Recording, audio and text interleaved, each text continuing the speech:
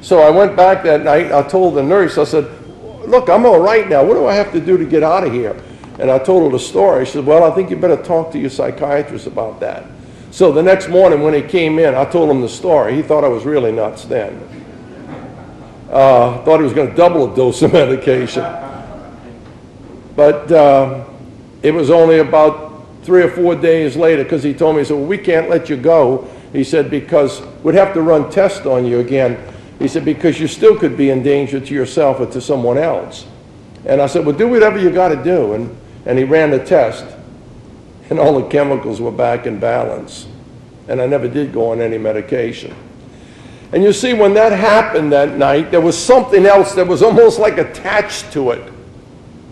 I knew at that moment that I had to do something to help people. Didn't know what it was, but I knew that I had to do something to help others. And then just as time went on, and God just seemed to put people in my life, got me from one level to the other, and here I am today. Years ago, I didn't know anything about hypnosis or hypnotherapist. I couldn't even spell it, and here I is one today, you know. But it's not the hypnosis that does it. It's helping a person to get into that relaxing state, to cut down on some of this mind chatter that goes on, that says you can't do it, or you're going to always be this way, or look what that guy did to you. How can you forgive him after what he or she did to you? It cuts down on that mind chatter from that conscious analytical mind, and it helps the person to make that spiritual connection. And that's where the miraculous things take place. I can't stress enough the awesome power of forgiveness. Forgiveness, it's ongoing. I'm just a work in progress. That's all I am. It's constantly ongoing. It's like driving back in the back of an old lady that's doing 20 miles an hour in a 40-mile zone. Or it's like the guy that pulls out in front of you and has the audacity to give you the finger. It's a constant, ongoing process that you have to go through.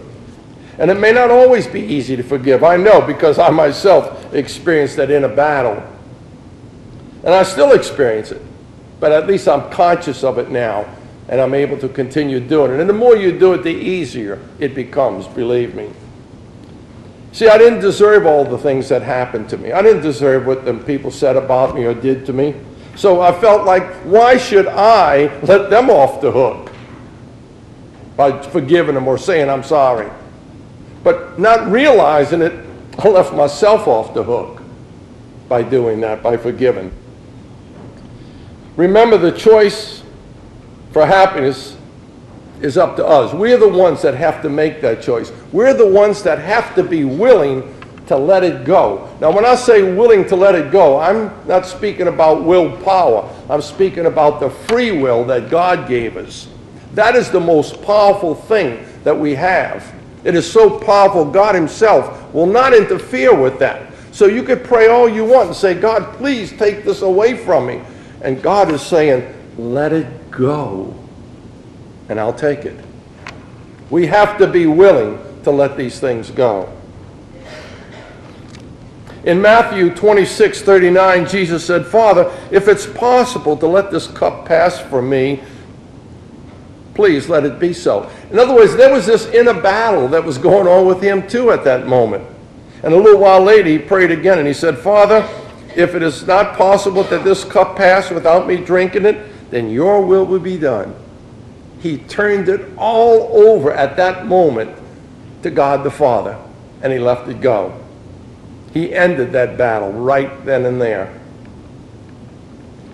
And it's hard for us to comprehend forgiveness, because forgiveness, you say, well, maybe I could forgive that person what they did. I mean, after all, it was only one time. So forgiving a person sometime, one time, that's not too hard. Anybody can forgive someone one time. But, when the pain and hurt continues and we begin to say, well, how long do I have to put up with this? I mean, this guy did that or she did that over and over to me. How long do I have to tolerate this? And sure, then anger and resentment comes in there if you don't watch it. In Matthew 22, Peter approaches Jesus. I like this part of Scripture because I could pretty much relate to Peter. And he asked Peter, Peter asked him, he said, Lord, if my brother sins against me, how often should I forgive him? As many as 7 times? See, Peter wanted the number. 7 times? I could probably handle that. But Jesus says, no, 70 times 7. That probably blew Peter's mind. 70 times 7. You can almost see him, oh, I don't know if I can do that. It's hard to forgive, but it's the only thing that we can do. The only single thing we can do to set our spirit free. And it's really hard for any other type of healing to take place if there's anger or resentment or bitterness or revenge that's in your heart. But once you're able to let it go and be able to forgive, and you don't have to go knock on a person's door that offended you and say, look, I'm really sorry, and get down on your hands and knees. No, you just need to do it here and here. And then you'll see miraculous things start happening. And we must remember that forgiveness is not a feeling. That's where we get mixed up sometimes. Well, maybe if I'm feeling a little better, I'll be able to do that. You're never going to feel better. Forgiveness is not a feeling. Forgiveness is an act of your will. And then the good feelings will come later because they're just nothing other than byproducts of the act of your will. It's a choice. It's your choice. You see, I realize now that night in the chapel before the Blessed Sacrament when I was healed, I realize now that I was forgiving people in my own crude way, but that's what was happening. I was able to forgive them through the grace of God. Even though I still had all of this, and it's not in my stomach, and you fool, you're going to do that, I was still somewhere on another level willing to let it go. I suffered enough. I didn't want that anymore. I was ready to let it go. And that's when I allowed God to come in and take it. You have to let it go.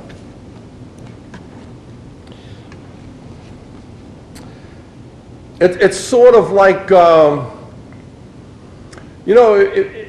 guess it's like, if we had a garden hose and we hooked it up to the faucet and stretched it out and turned the water on, out of the end of the hose could shoot a stream of water from here to the back of the church.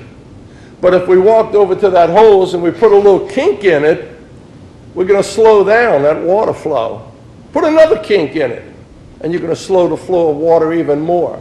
Until finally, you got so many kinks, you're going to only have a drip coming out of the end of that hose. I had a lot of kinks in my hose. See, God is like the water, always there, ready to flow. But we put these kinks in there, and we stop His grace. We stop Him from performing miracles because of our lack of not being able to let things go. We didn't deserve it. And then before you know it, without any conscious effort, okay, we get caught up in this poor me syndrome. And we just start reinforcing it more and more until finally it begins to take over. When we hear about Jesus casting out demons, the first thing we think about, is a fiery-eyed devils and horns and pitchforks, But the demon that can totally possess us and turn us into something that we don't want to be is anger, hatred, resentment, bitterness, jealousy, revenge, drugs, alcohol.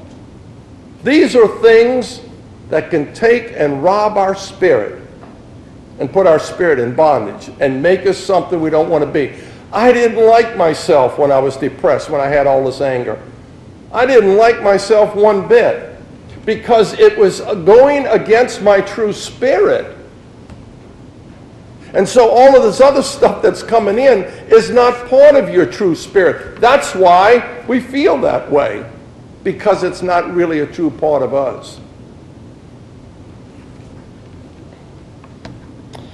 Many times we don't understand the power that we give to things sometimes.